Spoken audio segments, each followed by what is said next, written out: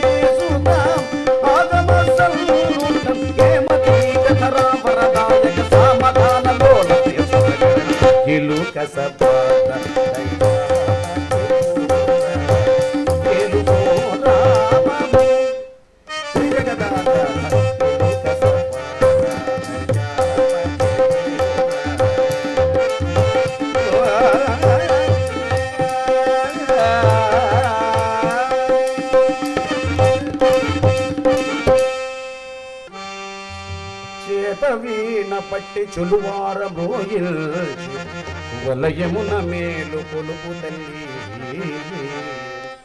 మల్లెపూల వంటి మాటలు నాలోన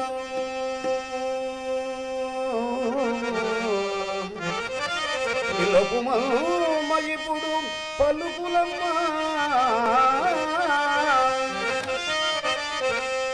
మల్లెపూల వంటి మాటలు నాలోన నిలుపుమమ్మ ఇప్పుడు పలుకులమ్మాగా.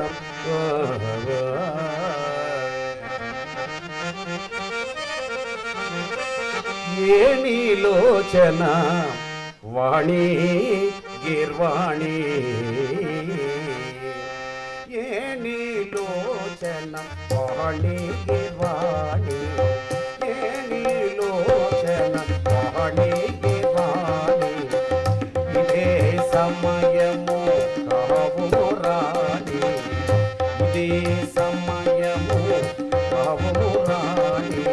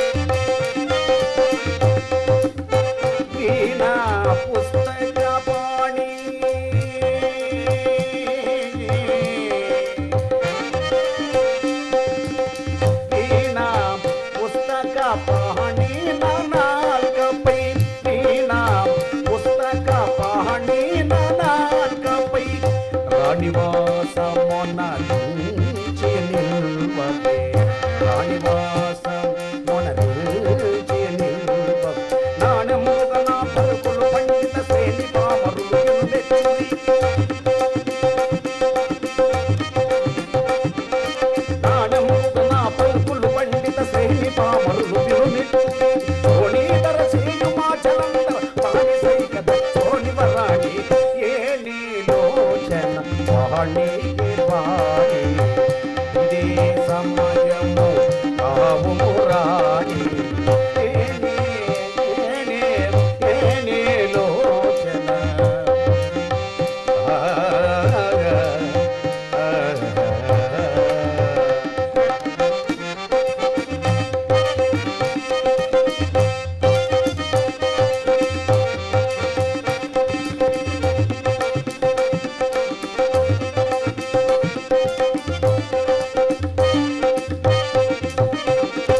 మాయాజూదం అంటే సభాపర్వములో కలిగిన జూదము నిన్ను పరాభవించినటువంటి ఆ పాండుపుత్రులను నిన్ను గేలి చేసినటువంటి ఆ పాంచాలిని నీ పాదదాసులుగా చేస్తాను. చెయ్యాలి అని మనం ఏ ప్రయత్నం చేసినా కానీ ఆ గొల్లవాడు గోపాలకృష్ణుడు పాండవులకు అండగా నిలిసి ఏ కార్యక్రమాన్ని జరిపించడం లేదు. కాబట్టి సమయాన్ని చూసి వాళ్ళని మనం ఏమైనా చేయాలంటే ఒకటే ఒక మార్గం ఉంది. తండ్రి నిటులేని ఒప్పించి ధర్మ తనయునిటకు రావించి జూదమాడింపుమా, అది నీ పని నువ్వు చెయ్యి. ఆ తర్వాత తెలుసు కదా నాకు జూదమునందు ఉన్నటువంటి నైపుణ్యం ఏంటో. ఆ జూదము నెపము చేత జూద వ్యామోహము కలిగినటువంటి ధర్మరాజుకు జూదం ఆడాలనే పిచ్చవుతే ఉంది, నేర్పరితనము లేదు. ఇక నా దగ్గర వాడేం పనిచేయడు కాబట్టి అతనిని పొగిడి బుజ్జగించి ఒప్పించి కూర్చోబెట్టరా, మిగిలిన పని నేను చూసుకుంటాను అని అతనికి శాంతవచనములు చెప్పాడు. ఈ యొక్క జనమేజయ మహారాజు గారికి రోగ నివృత్తార్థమై వైశంపాయన మునీంద్రుల వారు తెలియజేస్తున్నారు ఈ యొక్క భారతం. ఆనందమానందం అలింప మహాభారతం ఆనందం ఆనందం అలింప మహాభారతం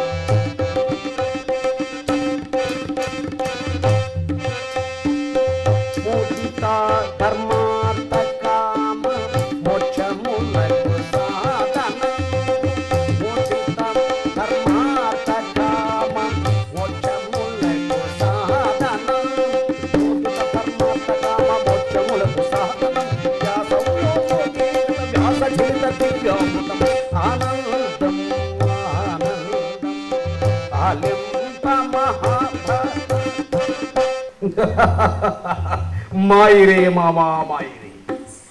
యోచనకు మామంటే ఆనాటి నుంచి ఈనాటి వరకు కూడా మా మంచిని కోరి మమ్మల్ని పైకి చేర్చేదానికి ఇంక తప్ప ఇంకెవరూ లేదు మామగారు. కాబట్టి ఇప్పుడు ఏమంటున్నారు, జూదమునందు పాండవులను ఉరించి నా పాదదాసులుగా చేస్తానన్నారు. ఆ పని చేస్తే గాని నీ మేనల్లుడైనటువంటి ఈ సుయోధనుడు ప్రాణములతో నిలువచారు. తొందరగా పని కానివ్వండి అంటే నాయన నేనేం చేయగలను, తండ్రి నిటులేని ఒప్పించు, నువ్వే మాట్లాడు మీ నాన్నగారితో, నేను కూడా చెప్తా కావాలంటే. ఆ తరువాత పాండవులు ఇక్కడ తీసుకొచ్చే వరకు నీ బాధ్యత అన్నాడు. తిన్నగా తండ్రి దగ్గర బయలుదేరి వెళ్ళారు. తండ్రి నమస్కారం. రే పెద్దోడా, నమస్కారం అంటున్నావు అంటే ఏదో మెల్లిగా అప్లికేషన్ పెట్టడానికి వచ్చినావు అని అర్థమైంది. ఇంతకు నువ్వు వచ్చిన పని ఏంటో చెప్పు నాయన. నాయనా, నేను మొన్న రాజసూయ యాగమునకు ఇంద్రప్రస్థానికి వెళ్ళొచ్చినప్పటి నుంచి మంచివాడిని అయిపోయినా.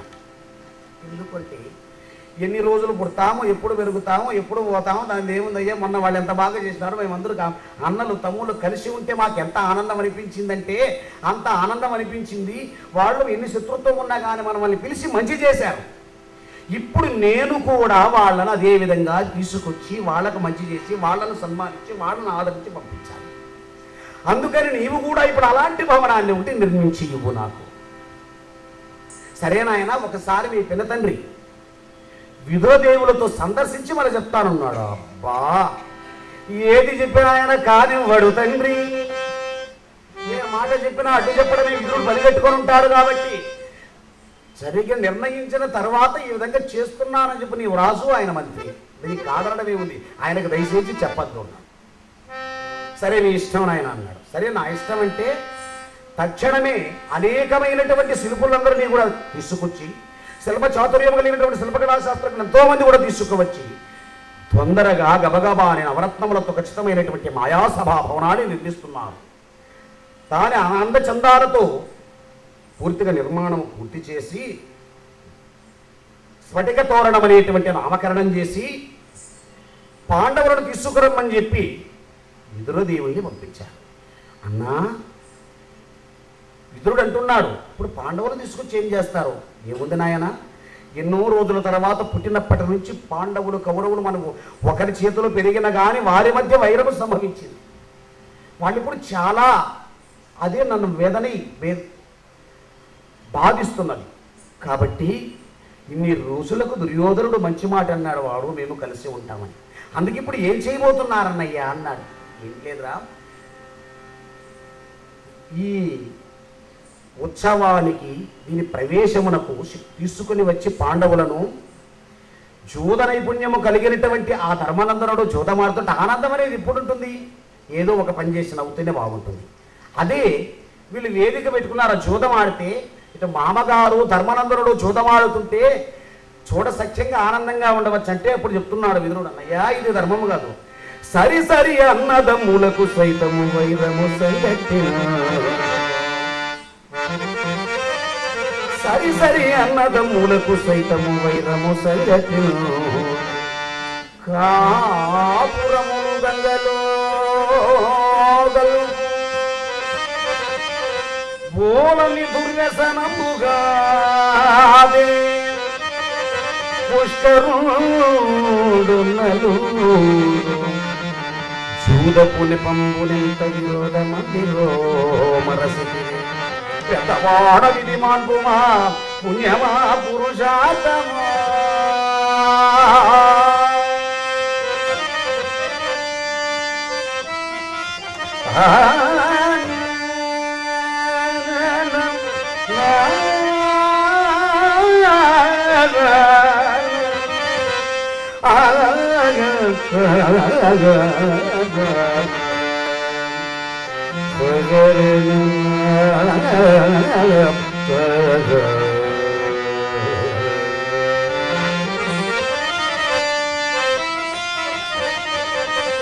సరి సరి అన్నదమ్ములకు సైతము వైరము సంఘటించు. ఈ జోదమును అంత మంచిదనుకుంటున్నావన్నయ్యా.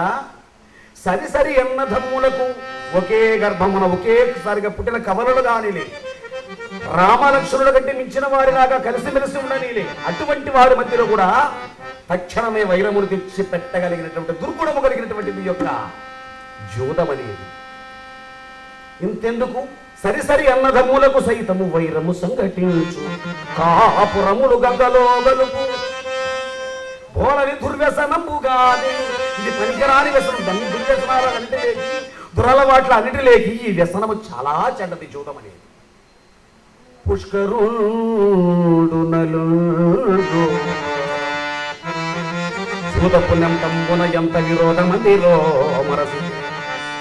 పుష్కరుడు నలుడు వాళ్ళిద్దరి మధ్య ఈ జూదం ఎంత పని చేసిందో తెలుసుకున్నావు కదా. అది విను, పురాణాలు మనకు అందుకే చెప్తున్నాయి.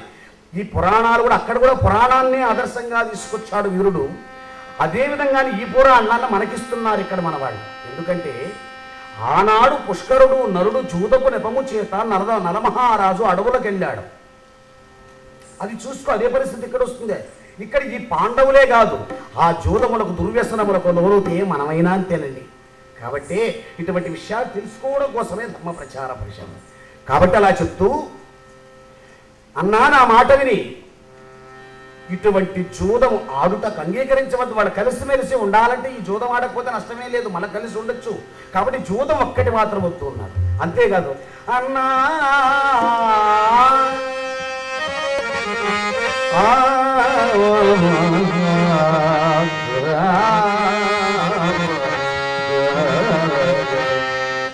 కలిత కురువంశ నామక కల్పకుజము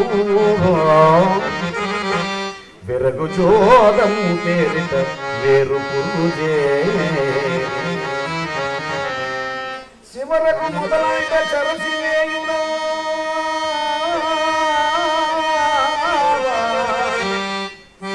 దూరమాలోచింపు మాంబికే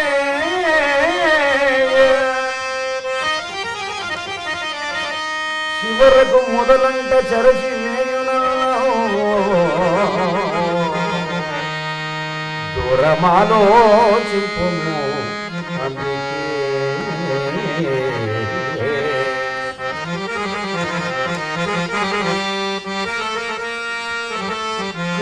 కురువంశనామక కల్పకుజము. ఈ కలియుగమునందున ఈ భూమి యందున ఒక కల్పవృక్షం వచ్చింది.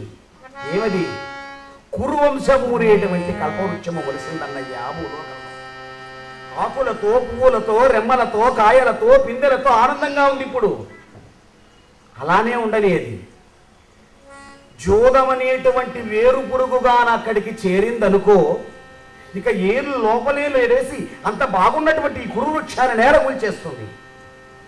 కలిత కురువంశనామక కల్పభుజము వెరగు జూదము పేరిట వేరు పురుగు చేరి చివరకు మొదలంటే చెరచివేయునన్న దూరం ఆలోచింపమా అంబికేయ.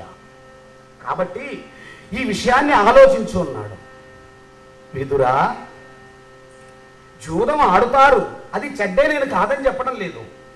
జూదం ఆడితే వాళ్ళు ఏమన్నా లోపల కూర్చొని గదిలో ఎవరికి కనిపించకుండా ఆడతారా? అందరి సమక్షంలోనే ఆడతారు. అక్కడ నువ్వు ఉంటావు, నేను ఉంటాను, ఇంకా పెద్దలు ఉంటారు, సభాజనంబులు ఉంటారు. అక్కడ జరగకూడదు నీదైనా జరిగితే మనం నిద్రపోతామా ఏంట్రా? కాబట్టి వాళ్ళ మనసు కష్టపెట్టద్దు. అప్పుడు మందలిస్తే సరిపోతుంది. చెడు జరిగేటప్పుడు వేరే మాట్లాడదు. నేను రాజాజ్ఞగా చెప్తున్నాను, వెళ్ళి పాఠములు తీసుకురా. చేయునది లేక విదురుడు దైవ ధ్యానముతో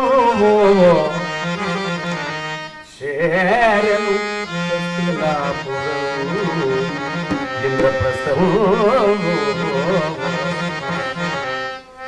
సేనాపురం నుంచి అన్నగారి వద్ద సెలవు తీసుకుని ఇంద్రప్రస్థానికి చేరితే పాండవులు ఎదురేగి తండ్రికి నమస్కరించి విదురదేవులకు క్షేమ సమాచారములు విచారించి, అప్పుడు ఏంటి నాన్నగారు ఊరకరారు మహానుభావుడు, అన్నీ తెలిసినటువంటి సర్వజ్ఞులు, మీరు వచ్చారంటే ఏదో కారణమే ఉంటుంది. ఊరకరారు మహానుభావుడు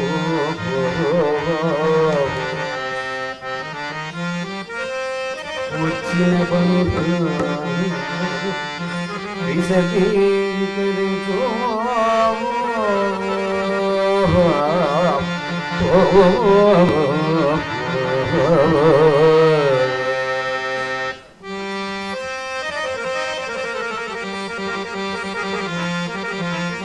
గారు, మీరు వచ్చినటువంటి అతిథిని ఏమో వచ్చింది అని అడగడం సంస్కారం కాదు, మంచివాళ్ళకి లక్షణం కాదు. సరే, వచ్చినప్పుడు చెప్పకపోతే అడగాలనుకున్నప్పుడు ఎలా అడుగుతున్నాడు? నేను చేయదగినది కార్యమేమైన గలదే ఆనతిమ్మ నెరవేర్పు. నాన్నగారు, నాకేమన్నా పని చెప్తారా? ఇప్పుడు నేనేమన్నా పని చేయాల్సి ఉందా? ఎందుకు వచ్చినావు అని అనడం కంటే నాకేమన్నా మీరు పని చెప్పేటప్పుడు చెప్పండి, నేను చేస్తాను అంటే అప్పుడు చెప్పేస్తాడు, ఎటు తిరిగి ఇంక నేను పనిగా వచ్చినానయ్యా అని. నాయనా, నీ వినయమే నీకు శ్రీరామ రక్ష అని చెప్పి, నాయనా దుర్యోధనుడు ఏదో కుతంత్రాన్ని పడినాడు, దుష్ట చతుష్టయం అందరూ కలిసి. అందుచేత సభాభవనాన్ని నిర్మించారు, తెలుసు అన్నయ్యా నాకది. అందుకని దాని ప్రారంభోత్సవానికి మిమ్మల్ని కూడా తీసుకొచ్చి మీరు జూదం ఆడుతుంటే చూసి విరోధించాలని చెప్పారు. ఇది తగదోని ఎన్ని చెప్పినా వినలేదు. తండ్రి గారు, మంచి చిత్రుడైనటువంటి వానికి ఎవరో చెప్పారు, క్షత్రియులకు జూదము, వేట, శృంగారము ఇవి క్షత్రియులు చెయ్యొచ్చు అని ఎందుకు చెప్పారంటే, క్షత్రియుడైనా మానవులే, మిగిలినటువంటి వారైనా మానవులే. కాకపోతే క్షత్రియుల చేతులు అధికారం ఉండి వాళ్ళు చేసేటువంటి పని తప్పుని ఎవరు చెప్పకూడదని దాన్ని ఒక జీవో కింద పాస్ చేసేసాం. కాబట్టి రాజులు అయితే చేయొచ్చు, ఇంకెవరు చేయకూడదు. కానీ ఇది ధర్మం కాదు, ఎవరినైనా నాశనం చేస్తుంది ఇది. కాబట్టి ఇది మంచి పని కాదని మీరు చెప్పలేకపోయారా అన్న. తెలుసు కదా నాయన వాళ్ళ పని. ఇంతకు ముందుగా పెద్దవాడైనటువంటి వాడు దాన్ని అందరిస్తే సరిపోయేది. ఇప్పుడు నాది ఏం జరుగుతుంది కాబట్టి మీరు రండి, జరిగితే ఆ తర్వాత భగవంతుడు ఉన్నారు. అంటే తండ్రి మాట కాదనలేక పంచపాండవులు ద్రౌపదిని వెంటనిట్టుకుని తిన్నగా బయలుదేరి వీరుని వెంబడి హస్తినాపురానికి చేరుకున్నాను. కౌరవులు ఎదురేగి అన్నగారికి నమస్కరించి అతివరయం ప్రదర్శిస్తున్నాడు. ఇక్కడ అన్న అబ్బాయి ఎన్ని రోజులైందన్నారు, అన్ని కూర్చోండని తీసుకెళ్లారు. కౌరవ కాంతలు ద్రౌపదీదేవిని తీసుకెళ్లారు మందిరానికి. ఇలా అందరూ సభాముఖంగా కూర్చున్నారు. పెద్ద తండ్రి గారి చెంతకు వెళ్ళి పాదాలకు నమస్కరించారు. భగవతానుగ్రహ ప్రాప్తిరస్తు, మీకు భగవంతుని యొక్క ఆశీర్వాదం కలుగుగా అని ఆశీర్వదించారు. వారి దగ్గర ఆశీర్వాదము తీసుకున్న తరువాత, అన్నయ్య నిన్ను చూస్తుంటే నాకు ఎంత ఆనందంగా ఉందో, కౌరవ పౌండవులకెల్లరెకును అగ్రజుడవి,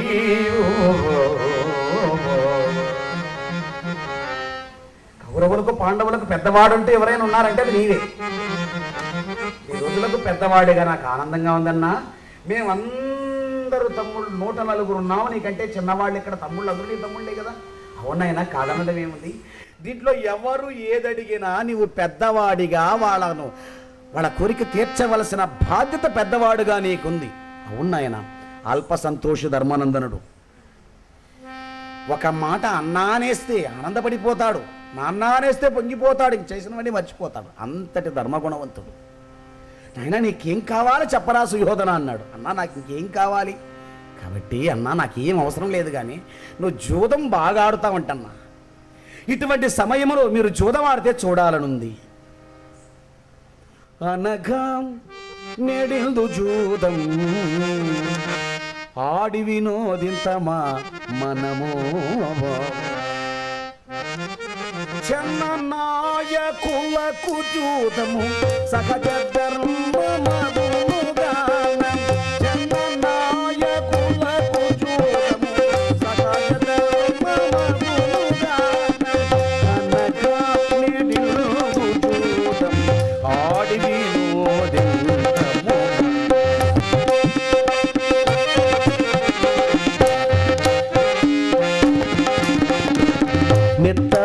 నిత్తమోడుటందు నీవు నేర్పరివని నీరుజాల, నిత్తమోడుటందు నీవు నేర్పరివని నీరుజాల, ఇతరిని చతురతగన విగాల చేతము, నిత్తమోడుటందు నీవు నేర్పరివని నీరుజాల,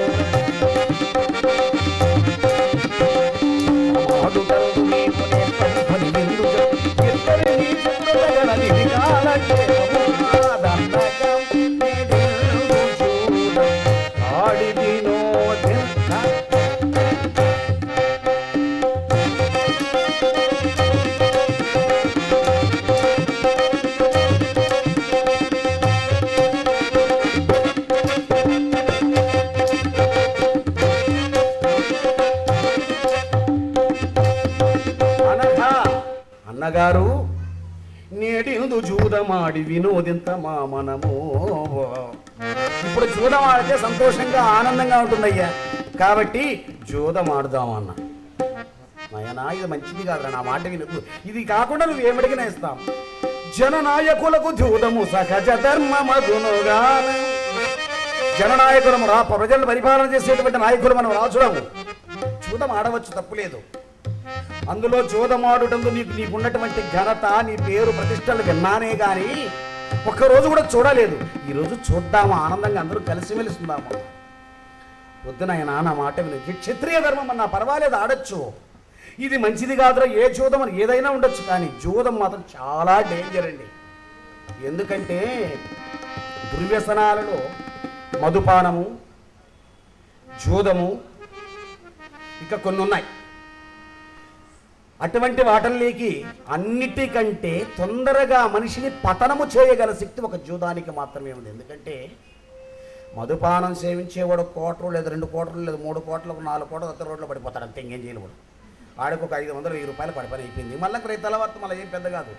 ఇది అలాంటిది కాదు, కూర్చుంటే సెకండ్ల మీద నాశనం చేసేస్తుంది, సామ్రాజ్యాలను పూర్తిగా ముంచేస్తుంది. అంతకంటే ఇది అపాయం ఎక్కువ నాయన. కాబట్టి నా మాట విను, ఇది వదిలేయన్నాడు. అన్నయ్య, ఇది క్షత్రియ ధర్మము. క్షత్రియ ధర్మమే యగునుగాక, వినోదమే యగునుగాక. క్షత్రియ ధర్మమే యగునుగాక, వినోదమే యగునుగాక. సుక్షత్రియులే దురోధము జాడకు పోవరు,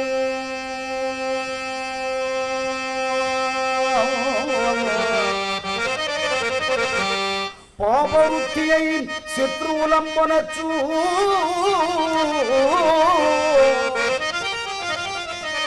అనుజన్ముల సైతము దుస్తరంబే, కాన ఈ మాత్యపు నిందె కృత్యము.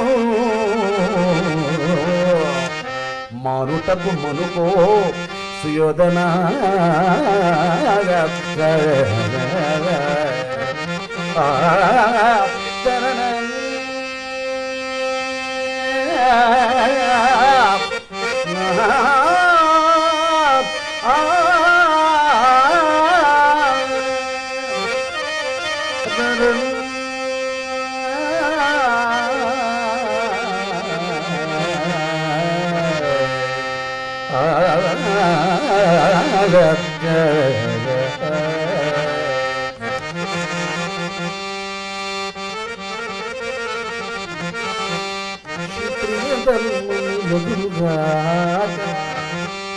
ఇది క్షత్రియ ధర్మమే కావచ్చు. ఇది ఆడితే వినోదంగానే ఉండొచ్చు, దీనికి తప్పు లేకుండానూ పోవచ్చు. ఇది రూల్ ప్రకారం నిజమే కావచ్చు నాయన. సుక్షత్రియులు, క్షత్రియుడు ఎవరో కావచ్చు, మంచి క్షత్రియుడు ఎవరైనా ఉంటే వాడు దీని తంటకు వెళ్ళకూడదు. కాబట్టి నేను మంచి క్షత్రియుడిగా ఉండాలనుకుంటున్నాను, దీని తంటకు వెళ్ళకూడదు అనుకుంటున్నా. అదే నాయన నా బాధ. అంటే నేను తోడబుట్టినటువంటి తమ్ముడు, నేను భీమార్జున నకుల సహదేవులు ఎవడైనా ఒకడు అడుగుంటే నువ్వు కాదంటావా? అంటే నేను ఎవరో వేరే వాడిని కాబట్టి, నేను పెద్దతండ్రి కుమారుడు, నన్ను ఎవరు పెద్ద తండ్రి కుమారుడు ఎవరు వేరే అనుకున్నావు, అంతే కదా నన్ను. కాబట్టి కదా నా కోరిక తీర్చలేదు, సెంటిమెంట్ మీద వేశాడు. అంత మాట అనొద్దు నాయన, నాకు అటువంటి ఉద్దేశం లేదు. రాత్రి నువ్వు చెప్పినట్లే కానీలే, పర్వాలేదు అని కూర్చున్నా. జూదానికి ఉపక్రమించారు ఇక్కడ. మామా, నన్ను మర్చిపోవద్దు. నువ్వు వాడితో కలుసుకునే చూస్తా ఉంటే నువ్వు మమ్మల్ని ఏమో చేస్తావని భయంగా ఉంది. నీకెందుకురా నాయన, నువ్వు వద్దన్నా నేను నిలబడి నేను ఎందుకు కూర్చున్నానో నాకే తెలిసినంత వరకు చెప్పేశారు. మన దాని గురించి ఇంక అవసరం లేదు. కాబట్టి ఇప్పుడు అయ్యా అన్నగారు, నాకు జూదం ఆడడం తెలియదు. ఇప్పుడు పందెము నీకు నాకు, కానీ నా మనిషిగా, నా ప్రతినిధిగా సాటియగు నక్ష విద్యా పాఠనమున నీకు శకుని ప్రాతినిధి అయినయా ఈతడాడు.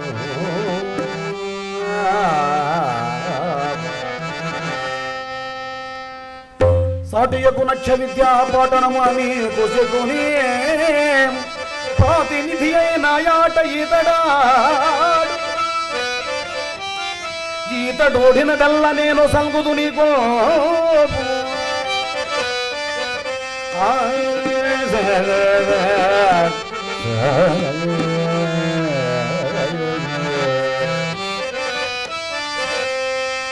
సాటియగు నక్ష విద్యా పాఠనమున నీతో జూదమాడగలిగినటువంటి, నీతో సమానమైన జుట్టు కలిగినటువంటి వాడు శకుని మామ. వియ్యానికైనా కయ్యానికైనా నెయ్యానికైనా సమఫలం కలిగి ఉండాలన్నారు కదా. ఆ విధంగా నీకు జూదానికి సమమైనటువంటి వాడు శకుని మామ. ఆయన కూర్చుంటాడు, నేనే ఆడుతున్నాను అనుకో, అతను ఏమవుతే ఒడ్డుతాడో, ఇది ఓడుతాడో దాన్ని నేను నీకు సమర్పిస్తాను. అందుకన్నాడు, అయ్యా ఏంది ఒకరు ఆడడం ఏంది, ఓడడం ఏంది, ఓడిందాన్ని ఇంకొకరు వడ్డడం ఏంది, ఇది నాకు నచ్చలేదు అన్నాడు ధర్మరాజు. నాకు ఈ విధంగా ఉండదు, ఎవరైతే ఓడుతారో వాళ్ళే వడ్డాలి. కాబట్టి ఎన్ని చెప్పినా కానీ నేను అంగీకరించను, ఎవరైతే వాళ్ళే ఆడాలి, వాళ్ళే వడ్డాలి. అందుకు పక్కన ఊరికే ఉన్నవాడు ఉండకుండా కర్ణుడు, అయ్యా సంధియ మేళ ఓడినది సర్వము సౌబలుడే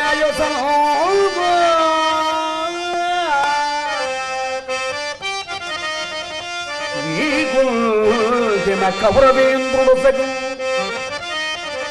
మరియు చాలకున్న మదియ రాజేంద్రమో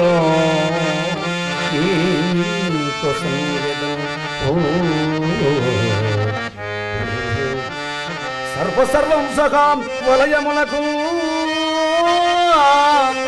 సర్వసర్వం సహా వలయమును గెలిచి ఈ అను దరుచుకుంటే నేను ఇతనికై మరియు రుణమున్న ధర్మజా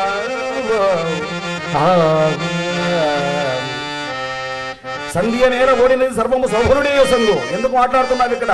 నువ్వన్నట్టు ఏం నమ్మకం లేదంత మాత్రం నీకు ధర్మానందన అంటున్నాడు కనుడు. సంధ్య మేల ఓడినది సర్వము సౌభరుడే సంగు. సౌభరుడు అంటే స్వబలరాజు యొక్క కుమారుడు శకుని. సరే నువ్వు చెప్పినట్లుగానే వాడే ఆడతాడు, వాడే ఓడతాడు, వాడే ఇస్తాడు. వాడు ఇవ్వలేదనుకో ఆయన ఇస్తాడు, దుర్యోధనుడు ఇస్తాడు. దుర్యోధనుడు కూడా ఇవ్వలేకపోతే నేను ఇస్తా, ప్రపంచాన్ని మొత్తం జయించైనా ఎత్తుకొచ్చిస్తాను అన్నాడు. ఇలా మాట్లాడుతుంటే పక్కన విదురుడు పైకి లేచాడరే, కర్ణ నీకెందుకు కూర్చో నోరు మూసుకొని, అన్నలు వాళ్ళు తమ్ముడు బిడ్డలు వీళ్ళు సోదరులు వాళ్ళు అయిపోయిన మధ్యలో నీకెందుకురా? ఆ ధర్మరాజుకు శకుని మామ పైన లేని నమ్మకం నీ పైన వచ్చేసిందా? ప్రపంచాన్ని మొత్తం సర్వస్వ రాజ్యం అంతా గెలిచిస్తానన్నావే, మత్స్య యంత్రము వేధించినటువంటి నాడేమైందిరా నీ పౌరుషము? తల వంచుకొని కూర్చున్నాడు అక్కడ. ఇక ఆటకు ఉపక్రమించారు. పితృహో ఆట కోరుకున్నాడు. మొదటి ఆట ధర్మరాజుకు విషయం కలిగి, ధర్మరాజుకు మొదటి ఆటలో విషయం కలిగింది. రెండవ ఆట విషయం కలిగింది. మామా గెలుపు కలిగిస్తానని ఏంటి మామ ఇది అన్నాడు. ఒరే పెద్దల్లుడు, నన్నంత తక్కువగా అంచనా వేయకు. నీకు ఇచ్చిన మాటను ఏ రోజు జవదాటం. ఆట ముందు వచ్చి రాకముందుగానే నిరుత్సాహపడితే మళ్ళీ ఆటలో నుంచి లేచిపోయే ప్రమాదం ఉంది. మనం ఏం చేయలేవు. ఆటలో ముందుగా రుచి చూపించాలి, ఆ తరువాత ఓడిన కానీ దానిపైన వ్యామోహంతో తిరిగి వస్తాడు. అది నేర్చుకో అన్నా. ఇప్పుడన్నా కానీ మామ అన్నాడు. సరే ధర్మానందన, పణముగా ఏమొడ్డుతున్నావు? మెడలో ఉన్నటువంటి రత్నహారమును పుడుతున్నాను. పితృహో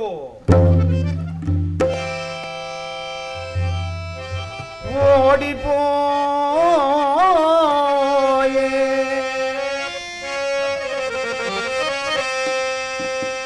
తుర్ముచూ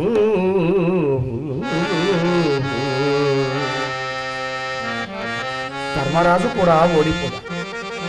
ఈ ఆట ధర్మరాజు ఓడిపోయాడు. తర్వాత 1000 రథములు పితృహో రెండవ ఆట కూడా ఓడిపోయాడు. ఆ తర్వాత 1000 మదపుటేనుగులు ఒడ్డాడు. సహస్రమదపటేనుగుల నెల్ల పణముగా ఓడిపోయే ధర్మజు.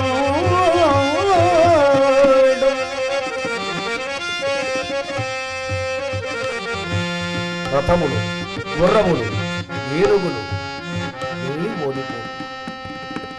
రథగ చతురగములాడి పదల్పడి రతరాసురము ఓడి. రథగ చతురగములాడి పదల్పడి రతరాసురము ఓడి. విధివలీయమై సౌబల్యమునకు నిశ్చేపములా.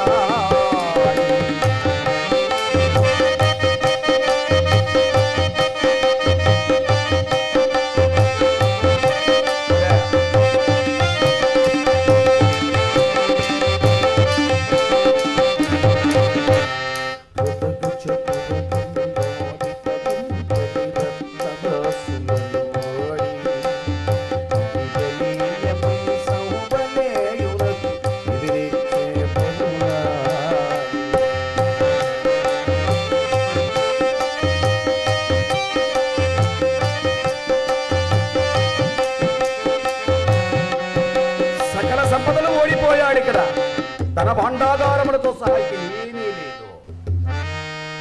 ధర్మానందన, ఇక పణముగా ఏం పెడతావు? మామ, అంతా మా స్వాధీనమైన తర్వాత ఇక ఆడడానికి వడడానికి ఏముంది అన్నాడు. ఏంట్రా, నువ్వు పాండవుల కోసం చూడమాడావా లేదా సంపద కోసం అప్పుడే విర్రవీగుతున్నావు, పిదాలు విదిలించుకున్నావు అని ఒక్కడికి మాత్రం వినిపించట్టుగా చెప్పాను. సరే సరే మామ, ఇప్పుడు ఏం వడ్డుతావు? ఏమడ్డను చెప్తున్నాడయ్యా. మాదిరి పిల్ల కొడుకు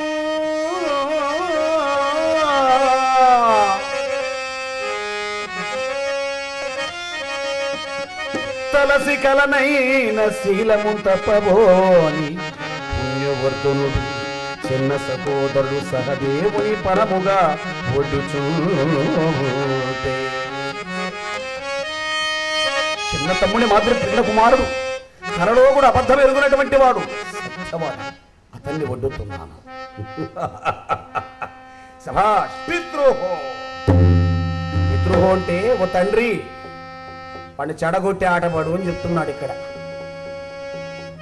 ఇప్పుడు ప్రస్తుతానికి పాండవులు చెడినా చివరకు వాళ్ళు గడిచే ఉద్దేశం ఉంది కాబట్టి పితృహో అన్నాడు. పగ తెచ్చుకోవడం కోసం వాడు చెప్తే అలా పలుకుతున్నాయి. కాబట్టి తిరిగి తమ్ముణ్ణి కూడా సహదేవుడు ఓడిపోయాడు. ఇంకేం పణంగా పెడతావయ్యా? ఇంకేముందన్నాడు. ఏమున్నది?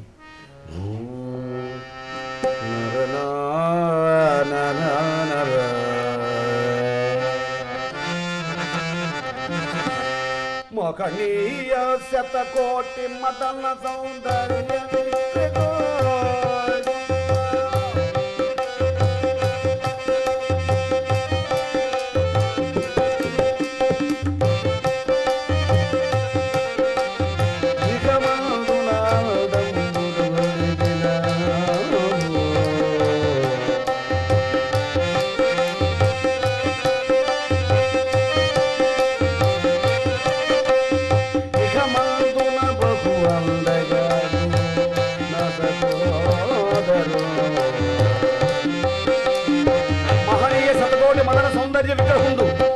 అందచందములు కలిగినటువంటి వాడు మాతృ జ్యేష్ఠ కుమారుడైనటువంటి నకులుని పణముగా పెడుతున్నాడు.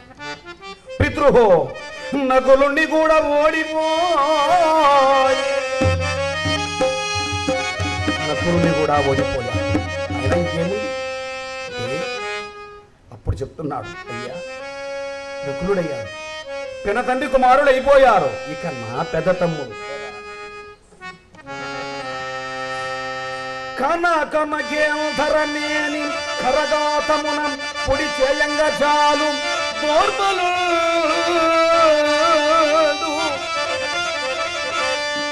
కనకమగేంధరమేని కరగాతమున పొడి చేయంగా చాలు దోర్బలు.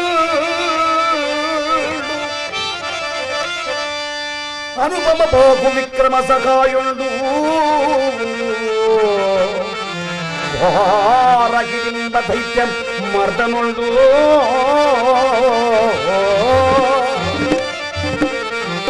పకాంతకుండు బృంతకుడంతిక సన్నిపుండు నా పెద్ద తమ్ముడు భీమసేనుడు పనముగా ఒడ్డు చోటి. కనకనగేందరమేని కరగాతమన పొడి చేయంగా జాలినప్పుడు దుర్బలుండు. కొండను ఒక గట్టిగా ఒక గుద్దు గుద్దాడంటే పిండి చేసేటువంటి బలం కలిగినటువంటి వాడు, హింబాసురుని వధించినటువంటి వాడు, బకాసురుని వధించినటువంటి వాడు, అమిత బల పరాక్రమవంతుడైనటువంటి భీమసేనుని పరముగా పెడుతున్నాడు. భీమసేనుడు కూడా ఓడిపోయాడు. ఇక ఇంకెవరయ్యా అన్నాడు. అలర పున్నం పుట్టింతుల మేలు బాటియౌ కుంటి కాన్పుల కడగొట్టు కొడుకు కలస సంభవునొద్ద కరగటముల విద్యం కడుముట్ట నేర్చిన గడిమి తిట్టావా ఏను బాణముల మీన యంత్రము తెగ నరికి ప్రోవతిగొన్న విలుక కలన జేజర్యని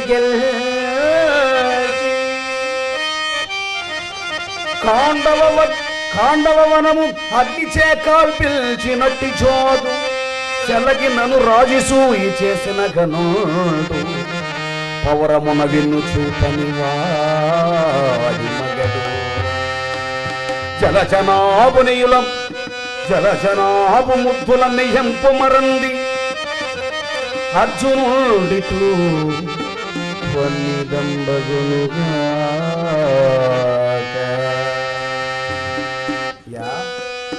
అలర పున్న పూటినుతుల మేలు భంతియవు సంవత్సరములో 12 నెలలు 12 సార్లు పున్నమి వస్తుంది. ఈ 12 సార్లు పున్నమిలో ఏ పున్నమి నాడు పెద్దవాడుగా చంద్రుడు అందముగా కలిగి ఉంటాడో అంత అందము కలిగినటువంటి ముఖము కలిగిన వాడు. కలస సంభవమునద్ద కరకటముల విద్య కడుముట్ట నేర్చిన కడిమి విద్య. కలస సంభవుడు కొండలో జన్మించిన వాడు ద్రోణుడు. కరకటమ్ముల విధి అతని దగ్గర కరకటమ్ముల విధి కడుముట్ట నేర్చాడు. ఆయనకి ఎన్నొచ్చు అన్ని ఈయనకి వచ్చు. ఇక ఏమి ఆయనకు వచ్చినవన్నీ నేర్చుకున్నాడు. అంత ఇదిగా నేర్చుకున్న ఘనుడు ద్రోణుడు శిష్యుడు. ఏను బాణముల మీన యంత్రము తెగ నరికి ద్రోవ తిన్కొన్న విలుకోడు. 5 బాణములతో మచ్చి ఉన్నటువంటి మత్స్య యంత్రాన్ని భేదించి ద్రౌపదిని గెలుచుకున్నాడు స్వయంవరములో. కలన జేజేరేని గెలిచి కలన యుద్ధమునందు జేజీ మన చిన్నప్పుడు ఆయన జేజీకి మొక్కు అంటాం. జేజీ అంటే దేవుళ్ళు, రేడుంటే రాజు. జేజేరే అని గెలిచి దేవతలకు రాజు దేవేంద్రుణ్ణి గెలిచి కలన జేజేరేని గెలిచి కాండవ వన మధ్యచే కాల్పించినట్టు జోడు. కాండవ వనాన్ని అగ్గిచే కాల్పించినటువంటి వాడు చెలగినను రాజసూయి చేసిన గనుండు. నన్ను రాజసూయాగానికి అర్హత కలిగే విధంగా ధనాన్ని సాధించి ఇచ్చి రాజసూయాగానికి అర్హుని చేశాడు. అటువంటి వాడు పవరమున వెన్ను చూపని వాడి మగడు. పెద్ద మగవాడు వీడు. యుద్ధమునందు వీపు చూపించినంత గొప్పవాడు వాడి మగడంటే. జలజనాభు బుద్ధుల నియంపు మరణి సాక్షాత్ శ్రీకృష్ణ పరమాత్మకు భావమరిది. అటువంటి వాడిని ఎంత మేలు జరిగింది రాజ్యముల కంటే ధన భాండాగారము కంటే అన్నిటికంటే కూడా గొప్పవైనటువంటి వస్తువులు నా తమ్ముళ్ళంటే. అటువంటి అర్జునుడిని పణముగా పెడుతున్నాను. అర్జునుడు కూడా పణముగా ఓడిపోయాడు. ఇంకేముంది చెప్తుడయ్యా. తెలిసిన మూర్ఖుండని లోకులు నవ్వగా. తెలిసిన మూర్ఖుడని లోకులు నవ్వుతుండే.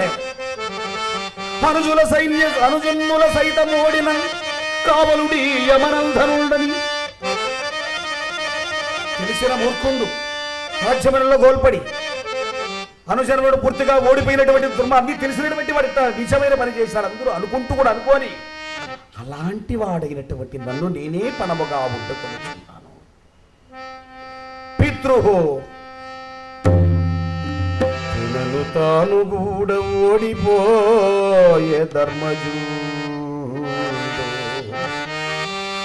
కూడా ఓడిపోయాడు ధర్మరాజు. ఏమున్నది ఇక పాండవులు నా దాసులు మాయిరే మామ మాయిరు ఇంకెందుకు ఆడతావు, ఇంకా సమయం కూడా అయ్యింది, ఇంకా చాలు ఆయన అన్నాడు. ఏరా నీకు పాండవుడు కావాలన్నా పాంచాలి నవ్విందా, పాండవులు నవ్వారా పాంచాలి, కొంచెంసేపు అయిపోతుందంతా. అయ్యా ఈసారి మెడుతున్నావా, ఇంకేముంది నీకు కొట్టడానికి అన్నాడు. మానవతీలలావా గుణమాన్యము అయ్యో నిజ కుంతికిన్ బహి ప్రాణము పాండునందనుడ పట్టపురా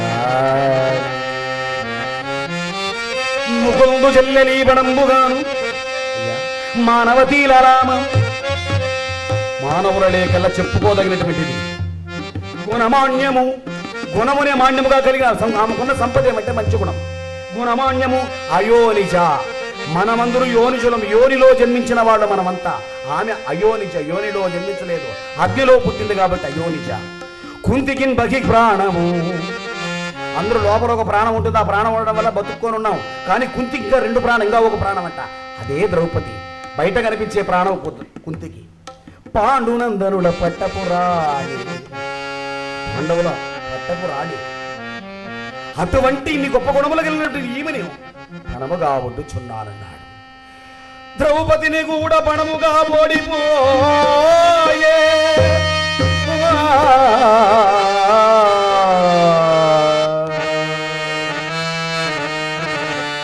ద్రౌపదిని కూడా ఓడిపోయాడు. ఎవరనుకున్నావు? ధృతరాష్ట్రపుత్రుండా, గాంధారి కుమారుండా, శతసోతరాగ్రజుండా, హస్తినాపురాధీశుండా, సుయోధనుండా, పాంచాలికన దాసి, ఆనాడు నువ్వు కాలుదారి వేల వాళ్ళంత మాత్రం పక్కన నువ్వు ప్రభావించి గేలి చేశావు కదా. ఈనాడు వారి ఆలి అయ్యావు, మాకు దాసి అయ్యావు.